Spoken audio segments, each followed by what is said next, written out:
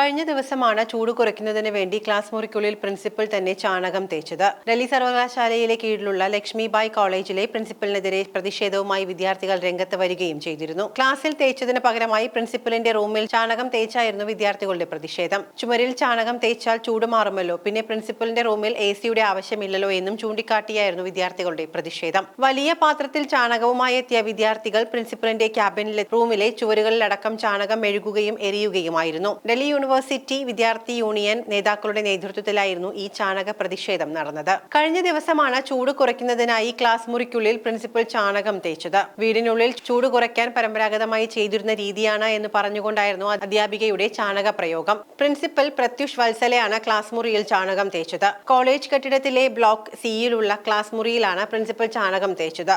Principal ചുവരിൽ ചാണകം തേക്കുന്നതിന്റെ ദൃശ്യങ്ങൾ കോളേജ് അധ്യാപകരുടെ വാട്സ്ആപ്പ് ഗ്രൂപ്പിൽ ഷെയർ ചെയ്തതോടെയാണ് സംഭവം ശ്രദ്ധിക്കപ്പെട്ടത്. പിന്നീട് ഈ ദൃശ്യങ്ങൾ സമൂഹ മാധ്യമങ്ങളിൽ വൈറലായി മാറുകയും ചെയ്തു. മറ്റുള്ള അധ്യാപകരുടെ സഹായത്തോടെ പ്രിൻസിപ്പൽ വടി ഉപയോഗിച്ച് ചുവരിൽ ചാണകം തേക്കുന്ന ദൃശ്യങ്ങളും പ്രചരിച്ചിരുന്നു. ലക്ഷ്മിബായ് കോളേജിലെ ബ്ലോക്ക് സിയിൽ പ്രവർത്തിക്കുന്ന ക്ലാസുകളിൽ ശരിയായ രീതിയിൽ ഫാനുകളും വെന്റിലേഷനും കൂളിംഗ് സംവിധാനങ്ങളും ഇല്ല എന്ന വിദ്യാർത്ഥികൾ ഉൾപ്പെടെ പല തവണ പരാതിപ്പെട്ടിരുന്നു. എന്നാൽ ഫാക്കൽറ്റിയുടെ നിർദ്ദേശത്തെ തുടർന്നാണ് ക്ലാസ് മുറിയിൽ ചാണകം തേച്ചതെന്ന് പ്രിൻസിപ്പലിനെ ഉദ്ധരിച്ച് ടൈംസ് ഓഫ് ഇന്ത്യ റിപ്പോർട്ട് ചെയ്തിരുന്നു. ഒരു ഫാക്കൽറ്റി അംഗം നടത്തുന്ന ഗവേഷണത്തിന്റെ ഭാഗമായാണ് ഇങ്ങനെ ചാണകം പൂശിയത് എന്നും റിപ്പോർട്ടിൽ പറഞ്ഞിരുന്നു. ഒരാഴ്ചയ്ക്ക് ശേഷമേ ഈ ചാണക റിസർച്ചിന്റെ റിസൾട്ട് പറയാൻ സാധിക്കുകയുള്ളൂ എന്നും പ്രകൃതിദത്തമായ വസ്തുക്കൾ തൊടുന്നതുകൊണ്ട് ഒരു പ്രശ്നവുമില്ല എന്നും പ്രിൻസിപ്പൽ പ്രത്യുഷ് വത്സല വാർത്താ ഏജൻസിയായ PTIയോട് പറയുകയും ചെയ്തു. ഇന്ത്യയിൽ ഏറ്റവും കൂടുതൽ പശുക്കളുള്ള സംസ്ഥാനങ്ങളിൽ 2ാം സ്ഥാനത്താണ് രാജസ്ഥാൻ ഉള്ളത്. അതുപോലെ നമ്മുടെ രാജ്യത്ത് ഏറ്റവും കൂടുതൽ ചൂട് അനുഭവപ്പെടുന്ന സംസ്ഥാനവും ഇതേ രാജസ്ഥാൻ തന്നെയാണ്. പ്രിൻസിപ്പലിന്റെ വാദങ്ങൾ വെച്ച് നോക്കിയാൽ രാജസ്ഥാനിലെ വീടുകളിലും ഓഫീസുകളിലും ചാണകം പൂശിയാൽ അവർക്കെല്ലാം